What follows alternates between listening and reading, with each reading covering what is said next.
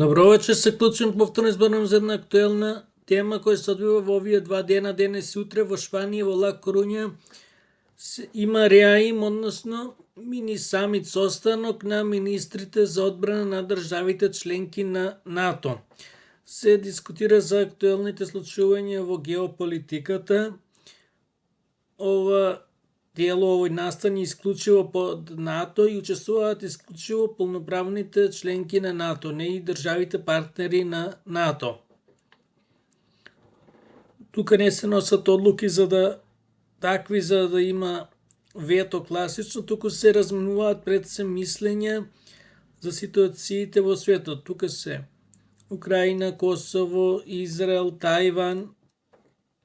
Еве гледаме дека има Исламската република, Иран, Босна и Херцеговина и останати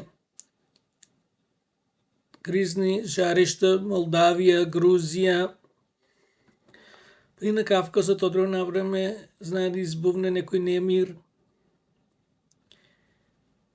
Времињата се турбулентни. НАТО сте се поголем од ден на ден и затоа во оваа прилика министрите за одбрана на државите членки ќе одржат билатерални, трилатерални, мултилатерални средби одвоено со цел да ги потврдат досегашните односи да најавуваат подобрување на односите во иднина. Се разгледува нели и вооружувањето на секоја држава поединечно и НАТО целост одвојувањето за НАТО, колку БДП треба и слично. Тоа ќе се зголемува. Се разбира, НАТО ќе се шири, ќе приеме нови држави членки на НАТО.